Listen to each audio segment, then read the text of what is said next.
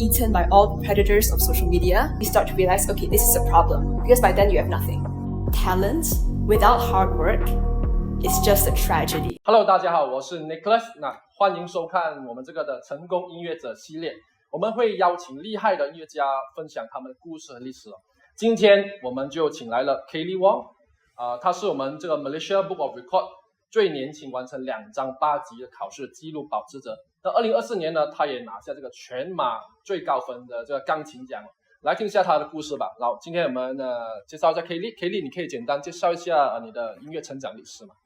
Hi, teacher Nicholas. Thank you so much for having me. So my name is Kaylie. I'm 16 years old this year, and I've been playing the piano for no more or less than 11 and a half years to date. Today is June 15, 刚刚好 11 and a half years. So I started playing the piano, if you can calculate really fast, 4 years old. So why did I start? I'm not particularly sure.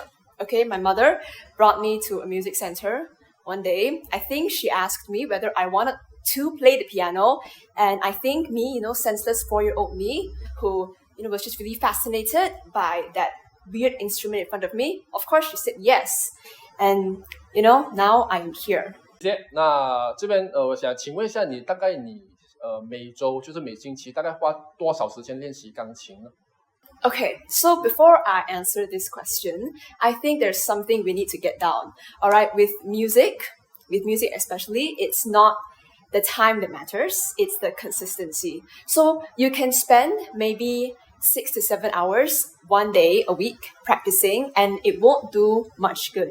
But if you spend, let's say, 30 minutes every single day consistently, then then you will have the results. So what I do, because since now, as this year, I am an IG student who's about to take her final exams, what I do is I spend around 30 minutes to 45 minutes per day practicing so that I don't forget what I'm supposed to do and the muscle memory kind of sinks in. 在这个充满诱惑时代呢，就好像我们会很多 Instagram 啊，很多就是我们就一直滑手机嘛，就追剧嘛。那你是怎样可以就是不受诱惑，还可以平衡你自己的学业和这个练习时间呢？ Alright, so for me, actually, I don't have social media. Yeah, because my parents, they made a very good decision when I was young. They did not give me devices at all, like no handphones. So I did not have WhatsApp growing up. I don't have Instagram. I don't have Facebook. I don't have 小红书. I'm not on any of these apps at all. So social media to me, it's not a really big factor. Okay. Yes. So I think if for teenagers my age, yes, social media is really a very, very tenacious field. So what you can do, because it's not going to do you any good. And if you know it's not going to do you any good, you have to put it down. And it should start when you're younger. Don't wait until you're in that field, you're getting eaten by all the predators of social media, where you actually start to realize, okay, this is a problem. Because by then you have nothing. You're being eaten. And for how I balance life, you said I am very focused on my studies. I like studying a lot because I have very big dreams. All right, but I understand that it can really be overwhelming at times, especially when you have all these deadlines and competitions, and sometimes they're all in the same kind of time period in the same month. So what I recommend is you have to start early. It applies for everything really, for your studies, even for your practice. That's why if I know the dates are going to be very, very close together, I will usually ask my teachers, can you please give me the score a little bit earlier so I can start practicing first, so I don't have to worry about last minute practices and this and that, and I'll perform better as well. 这个学习钢琴的过程中，你有没有遇过什么瓶颈，就是让你可能很想放弃，又或者你觉得就是很难进步，就你怎样去克服这些的挑战？ I started playing the piano really, really young.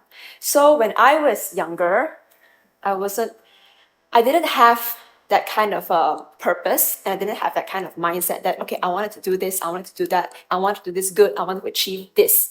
There was nothing like that. I only cared about whether I was comfortable and whether this, I was very short-sighted when I was young, basically. I only cared about whether I was comfortable.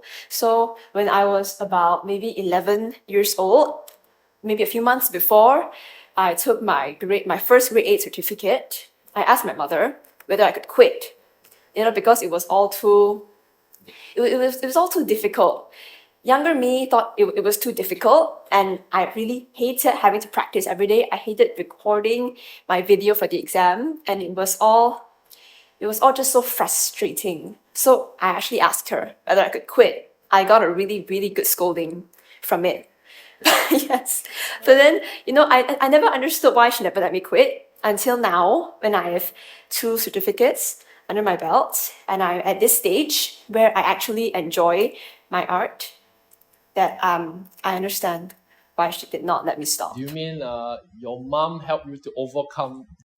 Yes, actually, it's always been my mom. My mom had to sit every day on the sofa beside my piano. She had to sit there and listen to me play, because I was very young then as well. Yeah, so 我不会自动去练习的. So she has to come and sit with me. But now, of course, when I'm older and I have a purpose, and I actually have a love-hate relationship with my instruments now, it's okay.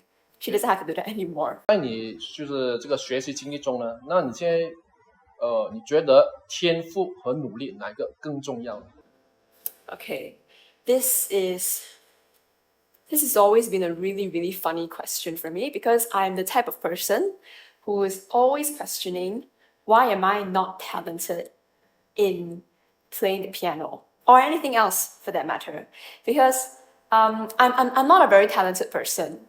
Okay, it's taken me a long time. It takes me a long time to get where I want to be. But my number one motto in my mind is that hard work without talent is a difficulty, but talent without hard work is just a tragedy. And if you have talent but you don't have hard work, it's very pitiful, to be honest. So would I rather have talent? Would I rather be born talented? Or would I rather work hard for what I get? Of course, I'd rather work hard for what I get, because talent, it's just what you are. But being a hard worker is who you are, and who you are is going to define what happens for the whole of your life. 那你觉得学习音乐对你生活其他方面有什么帮助呢？具体有什么影响？ When I'm 15 years old and music has taken up more than 3/4 of my life, I'm actually very, very grateful that I'm capable of playing music, and I can say that I'm a musician, because music, it really helps with your discipline. As I said, consistency is very important, perseverance, your grit, and it's also a form of escape. I'm not going to say it's a form of relaxation, because it's not. I'm not going to lie about that, okay? It's not a form of relaxation, but it is a form of escape. It's just this other place where you can go to. Maybe if you excel if you're not excelling, if you're just trying at the moment, it's just another place for you to go to work on something other than anything else in your life. 最后，你能否给就是屏幕前的一些想要优秀学音乐的学生一些建议呢？ My advice would be, don't quit. Seriously, don't quit, because you will definitely regret it. Speaking as someone who wanted to quit but did not quit, I am very, very thankful that I have people around me who know better, and they didn't let me quit, and now I'm here. So, maybe your day will come, maybe it will not, but we're always working towards that possibility of it coming true. 对，那 Kaylie 刚才你说你妈妈对你很有影响嘛，就是可能就是改变了你的一生嘛，对不对？那当中你还没有遇过其他人事物是也改变你的一生的？ Of course. I mean, every student I'm a student. Every student has a teacher. And I've had the same teacher for 14 years. And she's none other than Miss Wong from, of course, Musician Story. Miss Wong has known me since I was about yay high with ugly hair, still ugly face. Okay. And she's never once, given up on me. She's always been supporting me, always pushing me, always telling me that I can do it. She's always asking if I can come over for extra lessons if I'm nearing an exam. And I think to have a teacher like that in your life, you've done it. That's all you can ask for. And this is, now that I'm older, of course, I know that this is so much more than what I deserve. And for that, I'm very, very, very thankful. Okay, thank you. Thank you. I have a very, very vague memory of me doing an interview in the old center when I was much younger. And then teacher Nicholas Oh yeah, asked me a question. And